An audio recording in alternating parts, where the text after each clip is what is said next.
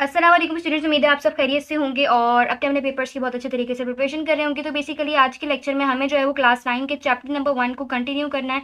इससे पहले हमारे पास ये 2 लेक्चर्स हो चुके हैं जिसके अंदर हम लोगों ने जो है वो किसके बारे में पढ़ा था, हमने पढ़ा था मैकेनिकल एरा के बारे में, मिडिल एज के बारे में, इन तमाम चीज़ों के बारे में हम जो है वो इससे पहले लेक्चर्स में कवर करके आ चुके हैं।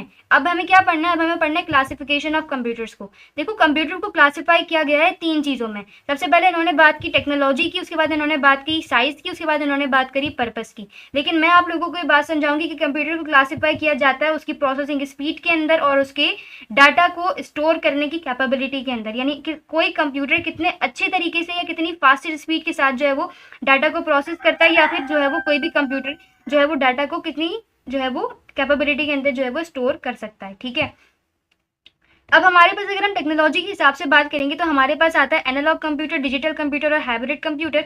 और अगर साइज के हवाले से बात करना है आप लोगों ने तो हमारे पास हमको पता है super computer, main frame computer, mini computer और माइक्रो कंप्यूटर। लेकिन अगर हमें बात करना है पर्पस के हवाले से तो पर्पस के अंदर हमारे पास आता है जनरल पर्पस और स्पेशल पर्पस। अब हम स्टार्ट करते हैं अपना कहाँ से भाई? एनालॉग कंप्यूटर से। यानी हम जा रहे हैं पहले किस कैटेगरी के अंदर? हम जा रहे हैं अकॉर्डिंग टू टेक्नोलॉजी। भाई ये बहुत इंपॉर्टेंट लॉन्ग क्वेश्चन भी है जो कि आपको लाजमी तौर पर कवर करना है। ठीक है, इसमें से वो कुछ भी पूछ सकता है आपको, जो है वो अकॉर्डिंग टू साइज भी पूछ सकता है, अकॉर्डिंग टू पर्पस भी पूछ सकता है। तो आपने पूरा question as a long cover करके जाना है पेपर्स के अंदर।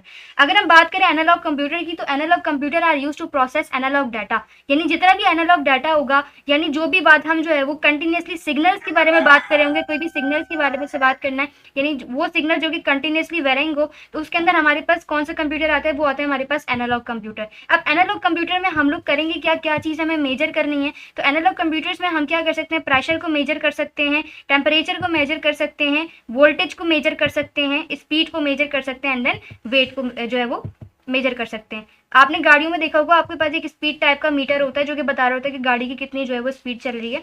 तो वो सब हमारे पास कौन सा कंप्यूटर है? वो हमारे पास एनालॉग कंप्यूटर में आ रहा होता है। अगर हम बात करें डिजिटल कंप्यूटर की तो डिजिटल कंप्यूटर नाम से समझ में आ रहा है वो तमाम कंप्यूटर जो कि 0 और 1 की फॉर्म में काम कर रहे हैं। यानी एक ऐसा कंप्यूटर जो कि डाटा को प्रोसेस कर दे किसकी लैंग्वेज में? कंप्यूटर की लैंग्वेज में। जो लैंग्वेज कंप्यूटर समझ सकता है, कंप्यूटर कौन सी लैंग्वेज समझ सकता है हमारे पास? एक तो 0 समझ सकता है और एक 1 समझ सकता है। अब ये 0 और 1 हमारे पास होता क्या है? ये 0 और 1 हमारे पास होता है भाई बाइनरी ये होता है हमारे पास बाइनरी लैंग्वेज। ठीक है, 0 और 1 हम किसे कहते हैं? 0 और 1 हम कहते हैं बाइनरी लैंग्वेज। वो लैंग्वेज जो कि कंप्यूटर को समझ में आ सके उसे हम क्या कहते हैं भाई? बाइनरी लैंग्वेज कहते हैं। ठीक है, digital computer most commonly use type of computer, they are use to process information with quantities using the binary number system 0s and 1s। Digital computer are use in home, educational institute, offices, business, scientific field etcetera. यानी हर वो computer, ठीक है, यानी एक ऐसा computer जिसके अंदर क्या सीन चल रहा है? जिसके अंदर ये सीन चल रहा है कि वहां पर जो है वो मशीन लैंग्वेज का यूज किया जा रहा है, यानी बाइनरी लैंग्वेज का यूज किया जा रहा है। यानी कि हम डाटा प्रोवाइड करते हैं, फिर वो डाटा जो है वो प्रोसेस होकर जो है वो चेंज हो जाता है कंप्यूटर की जो है वो लैंग्वेज के अंदर। उस तरीके के कंप्यूटर्स को हम क्या कहते हैं? डिजिटल कंप्यूटर्स कह रहे होते हैं। अब हम आगे चलते हैं, नेक्स्ट हमारे पास आ रहा है हाइब्रिड कंप्यूटर। अब हाइब्रिड कंप्यूटर भाई देखो कॉम्बिनेशन है, ये मिक्सचर है। किस चीज का मिक्सचर है? एनालॉग का भी, और इसके अंदर क्या चीजें आती हैं? डिजिटल भी आता है। ठीक है, हाइब्रिड कंप्यूटर के अंदर क्या क्या चीजें मौजूद हो सकती हैं बेटा? एनालॉग कंप्यूटर हाइब्रिड कंप्यूटर के अंदर हमारे पास एनालॉग भी आता है और डिजिटल भी आता है। ये दोनों जो है वो चीजों को मिलाकर हमारे पास क्या चीज बनती है? हाइब्रिड कंप्यूटर बनता है। Hybrid computer uses analogue to digital and digital to analogue conversion. यानी हाइब्रिड कंप्यूटर के अंदर क्या हो सकता है भाई? हाइब्रिड कंप्यूटर के अंदर हमारे पास इस तरीके की कन्वर्जन होती है, यानी हम एनालॉग से डिजिटल जा सकते हैं और डिजिटल से एनालॉग आ सकते हैं। इट में इनपुट और आउटपुट आइदर डिजिटल और एनालॉग डाटा। तो भाई ये सारी बातें जो थी ना वो थी हमारे पास किसके हवाले से? ये सारी बातें थी हमारे पास अकॉर्डिंग टू टेक्नोलॉजी के हवाले से। अब हम आगे चलते हैं और अब हम आते हैं किसके ऊपर? अकॉर्डिंग टू साइज के ऊपर आते हैं। अब ये जो है वो काफी जो है वो इंपॉर्टेंट चीजें हैं। अकॉर्डिंग टू साइज के हवाले से अगर हम बात करें तो कंप्यूटर को डिवाइड किया गया है सुपर कंप्यूटर्स के अंदर। हमारे पास आ जाता है एक, हमारे पास आ जाता है मेन फ्रेम, एक आ जाता है हमारे पास मिनी कंप्यूटर और एक आता है हमारे पास माइक्रो कंप्यूटर। हम स्टार्ट करेंगे मिनी और माइक्रो कंप्यूटर से क्योंकि यहाँ पर ना थोड़ा सा कंफ्यूजन जो है वो क्रिएट होता है। अब जैसे कि अगर हम बात करें ना बेटा माइक्रो कंप्यूटर की तो देखो हम अभी इन चीज़ों को नहीं पढ़ो कि डेफिनेशन में हमारे पास क्या लिखा हुआ है, क्या इंग्लिश लिखी हुई है, इन चीज़ों को नहीं पढ़ो। पहले समझने की कोशिश करो कि माइक्रो कंप्यूटर होता क्या है। माइक्रो कंप्यूटर एक ऐसा कंप्यूटर जिसके अंदर लगा होता है एक अदद क्या? Micro processor. ठीक है, माइक्रो कंप्यूटर हमारे पास क्या होगा? जिसके अंदर लगा हुआ होगा हमारे पास माइक्रो प्रोसेसर, ठीक है। मैं यहाँ पहले लिख दूँ, देन फिर मैं आपको जो है वो मजीद चीज़ इसके बारे में बताती हूँ। टू द पॉइंट हम बात करेंगे और चीज़ों को समझने की कोशिश करेंगे, देन फिर जो है वो यहाँ पर जो डेफिनेशंस लिखी हुई हैं उसको पढ़ लेंगे। तो हमारे पास माइक्रो कंप्यूटर क्या है, जिसके अंदर लगा हुआ है एक अदद माइक्रो प्रोसेसर। और सेकंड चीज हमारे पास ये क्या होगी, ये परफॉर्म करता है मल्टीटास्क। ये क्या करता है भाई, मल्टीटास्क को जो है वो यहाँ पर परफॉर्म कर रहा होगा। और एक और चीज जो आपको समझनी है ना, वो ये है कि हमारे पास माइक्रो कंप्यूटर वो तमाम कंप्यूटर्स हैं जो कि हमारे पर्सनल कंप्यूटर्स हैं, यानी हमारे पीसीस हैं। यानी हमारे पास क्या हो सकता है, ये हमारे पास हो सकता है लैपटॉप हो गया हमारे पास, ठीक है। ये हमारे पास क्या हो सकता है भाई, लैपटॉप हो सकता है, हमारा डेस्कटॉप हो सकता है, हमारा पाम टॉप हो सकता है, हमारी नोटबुक हो सकती है। अब ये तमाम चीजें मैं आपको बता देती हूँ जो मैंने आपके सामने यहाँ पर बोला है। अब लैपटॉप क्या होगा भाई, जो कि पोर्टेबल हो, जिसको कैरी किया जा सके, ठीक है। किसको जैसे कि आपके पास अगर लैपटॉप है तो आप जो है उसको कैरी कर सकते हो, कहीं भी लेके जा सकते हो। इसी तरीके से हमारे पास डेस्कटॉप है। डेस्कटॉप क्या होता है भाई, जिसको डेस्क पे रखा जा सके, ठीक है, यानी जिसको टॉप पे रखा जा सके, वो हमारे पास डेस्कटॉप हो जाएगा। नोटबुक होती है हमारे पास, ठीक है। अब ये पाम टॉप क्या होता है भाई, पाम टॉप हमारे पास वो होता है ना, जैसे कि हमारे पास टैबलेट्स वगैरह होते हैं, यानी कि जो 6 इंच से जिसकी स्क्रीन ज्यादा है, ठीक है, जिसकी स्क्रीन 6 इंच से जो है वो ज्यादा आ रही है, वो हमारे पास क्या होता है, वो हमारे पास होता है पाम टॉप, ठीक है। क्या होता है भाई, वो होता है हमारे पास पाम टॉप। अब ये हमको जो है वो यहाँ पर अच्छे तरीके से क्लियर हो गया कि हमारे पास माइक्रो कंप्यूटर क्या है। मैं अगेन आपको रिवाइज करा दूं, माइक्रो कंप्यूटर एक ऐसा कंप्यूटर जिसके अंदर लगा होता है एक माइक्रो प्रोसेसर। एंड सेकंड चीज ये है, ये क्या करता है, ये मल्टीटास्क जो है, मल्टीटास्क को परफॉर्म करता है, ठीक है। ये हमारे पास सारे के सारे जो है वो यहाँ पर पर्सनल कंप्यूटर्स आ सकते हैं। अब पर्सनल कंप्यूटर से मुराद हमारे पास यहाँ आ गया लैपटॉप आ गया, डेस्कटॉप आ गया, नोटबुक आ गया, पाम टॉप आ गया, ठीक है। तो ये सारे हमारे पास क्या है बेटा, ये सारे हमारे पास जो है वो पर्सनल कंप्यूटर्स होते हैं। अब हम बात करते हैं हमारे पास मिनी कंप्यूटर की। अब मिनी कंप्यूटर और माइक्रो कंप्यूटर में थोड़ा सा डिफरेंस होता है, वो डिफरेंस अगर आपने नहीं समझा तो फिर आप जो है वो कंफ्यूज घूमोगे। अब मिनी कंप्यूटर में हमारे पास क्या होता है, मिनी कंप्यूटर के अंदर भी हमारे पास जो है वो प्रोसेसर लगा होता है, लेकिन हम यहाँ पर ये कहते हैं कि मिनी कंप्यूटर में हमारे पास मल्टी प्रोसेसर्स होते हैं, यानी हम एक से ज्यादा प्रोसेसर जो है वो इसके अंदर फिट कर सकते हैं, ठीक है। यहाँ पर क्या होता है भाई, यहाँ पर हमारे पास जो है वो मल्टी प्रोसेसर लगे होते हैं, ठीक है। अच्छा, अब जो डिफरेंस है ना वो समझ लो। देखो माइक्रो कंप्यूटर ना, मैंने आपको क्या बताया, पर्सनल कंप्यूटर, यानी हर वो काम जो कि हम अपने पर्सनल तौर पे कर रहे होंगे वो किधर से हो रहा होगा, वो माइक्रो कंप्यूटर से हो रहा होगा। जैसे कि अब आप घर में बैठ के MS वर्ड का यूज कर रहे हो, ठीक है, MS वर्ड का तो यूज सबने किया होगा। अब आप घर में बैठ के MS वर्ड का यूज कर रहे हो, एक्सेल का यूज कर रहे हो, ठीक है।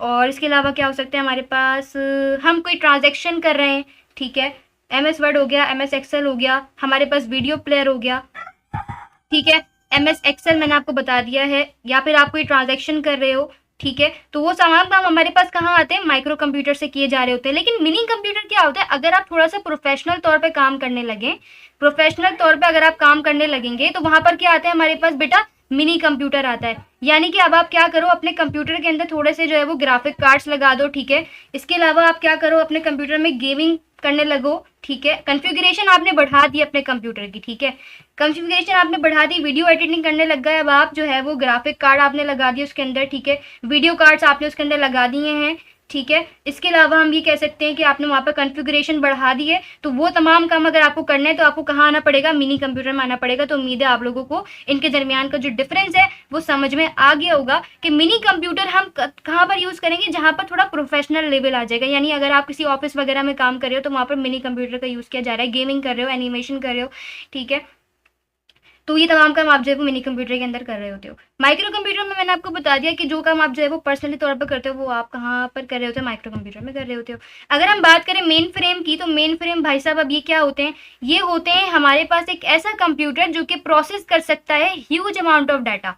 यानी कि एक ऐसा कंप्यूटर जो कि रखता है अपने अंदर लाखों करोड़ों, ठीक है, अरबों लोगों का जो डाटा रख सके, उसे हम जो है वो मेन फ्रेम कंप्यूटर का जो है वो नाम दे रहे होते हैं, ठीक है। ये कहाँ पर यूज होता है, ये हमारे पास इंडस्ट्रियल सेक्टर के अंदर यूज होता है, ठीक है। इंडस्ट्रियल सेक्टर के अंदर यूज़ हो रहा होता है, बैंकिंग सेक्टर के अंदर जो है वो यूज़ हो रहा है। आपको पता है ना बैंक के अंदर कितने सारे लोगों का डाटा स्टोर होता है। इसके अलावा अगर हम बात करें जो सेंसस होती हैं हमारे पास, यानी मरदमशुमारी जो की जा रही होती है, उसके अंदर तमाम लोगों का जो है वो डाटा स्टोर किया जा रहा होता है। तो वहाँ पर हमारे पास ये मिनी और माइक्रो कंप्यूटर तो यूज़ नहीं होंगे ना, वहाँ तो हमें ऐसे कंप्यूटर की ज़रूरत होगी जो कि क्या कर सके, जो कि अपने अंदर बहुत सारा डाटा स्टोर रख सके। तो अगर आपको बहुत सारा डाटा स्टोर करवाना है तो आप कहाँ पर आओगे, मेन फ्रेम कंप्यूटर में।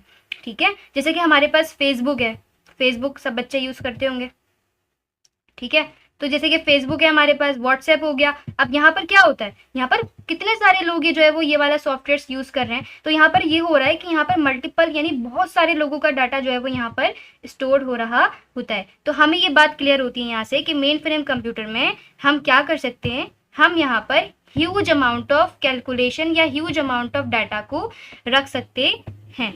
ठीक है, तो अगर आपके पास एग्जाम में क्वेश्चन आता है कि भाई हमारे पास एक ऐसा कंप्यूटर का नाम बताएं जो कि क्या कर सकता है, बहुत सारा डाटा अपने अंदर स्टोर कर सकता है, तो आपका जवाब होना चाहिए कि हमने पढ़ा है वो कौन सा कंप्यूटर है, वो हमारे पास है मेन फ्रेम कंप्यूटर। ठीक है, अब आता है हमारे पास सुपर कंप्यूटर। अब सुपर कंप्यूटर नाम से हमें पता चल रहा है कि ऐसा कंप्यूटर जो कि प्रोसेस करता है बहुत तेजी के साथ, यानी आपके डाटा को बहुत तेजी से अगर प्रोसेस करवाना है तो हम किस चीज़ का यूज़ करेंगे, सुपर कंप्यूटर का यूज़ करेंगे। यहाँ पर आप इस तरीके से आप याद रखेंगे कि सुपर कंप्यूटर के अंदर हमारे पास जो प्रोसेसिंग स्पीड होती है, डाटा को प्रोसेस करने की जो पावर होती है या प्रोसेसिंग स्पीड होती है, वो क्या होती है, बहुत ज़्यादा तेज़ होती है। यानी इसकी जो कैलकुलेशन करने की एबिलिटी होती है बेटा, वो बहुत ज़्यादा क्या होती है, पावरफुल होती है, बहुत ज़्यादा जो है वो तेज़ होती है। ठीक है, तो उम्मीद है आप लोगों को जो है वो ये वाली बात समझ में आई होगी। अच्छा, मैं आपको एक एक्स्ट्रा नॉलेज के लिए एक और चीज़ बताना चाहती हूँ। एक होते हैं हमारे पास एम्बेडेड कंप्यूटर्स।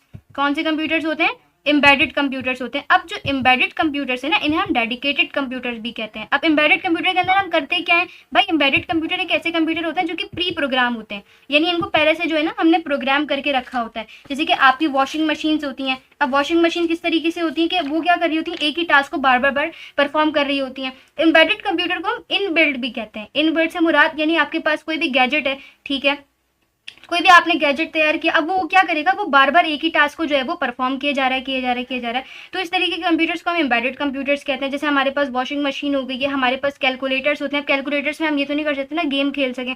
अब वो मैंने काफ़ी एक या दो रील्स देखी जिसके अंदर ये था कि कैलकुलेटर्स उन्होंने जो है वो स्नेक वाला गेम चला दिया था, पर इट्स नॉट पॉसिबल। तो कैलकुलेटर किस लिए हम यूज़ कर रहे होते हैं, कैलकुलेटर हम कैलकुलेशन के लिए यूज़ करते हैं। वो एक ही टास्क को बार बार परफॉर्म किया जा रहा है। वॉशिंग मशीन हो गई, वीडियो गेम्स हो गए हमारे पास। तो ये तमाम चीज़ें हमारे पास किसके अंदर लाई करती हैं, एम्बेडेड कंप्यूटर के अंदर लाई करती हैं, जो कि डेडिकेटेड टास्क के लिए बनाया जाता है, इन बिल्ड किया जाता है। ठीक है, यानी प्री प्रोग्राम चिप होती है इसके अंदर। अब हम आगे चलते हैं। नेक्स्ट हमारे पास है जनरल पर्पस कंप्यूटर। अच्छा, अब हम आ गए अकॉर्डिंग टू पर्पस के हवाले से। अब हम बात करेंगे पर्पस के हवाले से कंप्यूटर को किस तरीके से क्लासीफाई किया जा सकता है। तो अगर हम बात करें जनरल पर्पस कंप्यूटर की, तो जनरल पर्पस कंप्यूटर के अंदर हम मल्टी टास्क परफॉर्मिंग कर सकते हैं, यानी बहुत सारे जो है वो टास्क यहाँ पर परफॉर्म कर सकते हैं। लेकिन अगर हम बात करें स्पेशल पर्पस कंप्यूटर की, तो स्पेशल पर्पस कंप्यूटर के अंदर हमारे पास हम सिर्फ एक ही टास्क को परफॉर्म कर सकते हैं। ठीक है, मल्टी टास्क को यहाँ पर जो है वो परफॉर्म नहीं किया जा सकता है। यानी कि स्पेशल पर्पस कंप्यूटर हमारे पास डेडिकेटेड कंप्यूटर्स भी होते हैं जिन्हें हम सिर्फ एक ही टास्क को परफॉर्म करने के लिए यूज़ करते हैं। इसके अलावा अगर हम बात करें स्पेशल पर्पस कंप्यूटर की, तो स्पेशल पर्पस कंप्यूटर हमारे पास वैरायटी ऑफ टास्क को जो है वो परफॉर्म कर रहा होता है। These computer can store and execute different program in their memory. बता दी मैंने आपको ये बात।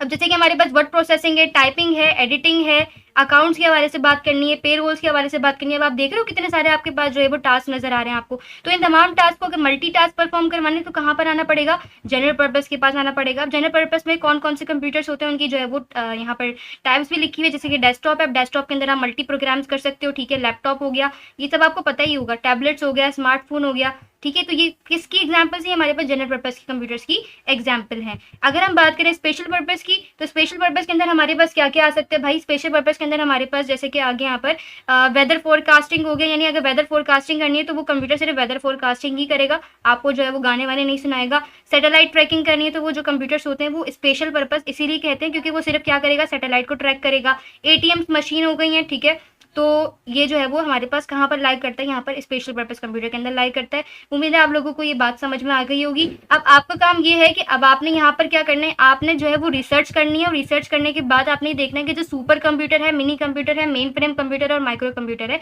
इनकी प्रोसेस करने की स्पीड क्या है। ठीक है, आपने इनकी क्या करनी है, रिसर्च करके देखना है कि इनकी प्रोसेस करने की स्पीड क्या है। इससे आपका ब्रेन थोड़ा सा काम करेगा और आपका काफ़ी फ़ायदा भी होगा इससे। तो आज का लेक्चर यहीं तक रखते हैं। नेक्स्ट लेक्चर के अंदर हम मज़ीद चीज़ों को डिस्कस करेंगे। ठीक है। और मैं अगेन आपको यही बात बता दूं कि ये जो है वो काफ़ी इंपॉर्टेंट लॉन्ग है, जो कि आपने लाजमी तौर पर तैयार करके रखना है। अब नेक्स्ट लेक्चर के अंदर हम बात करेंगे roles of computer in variety of field. ठीक है।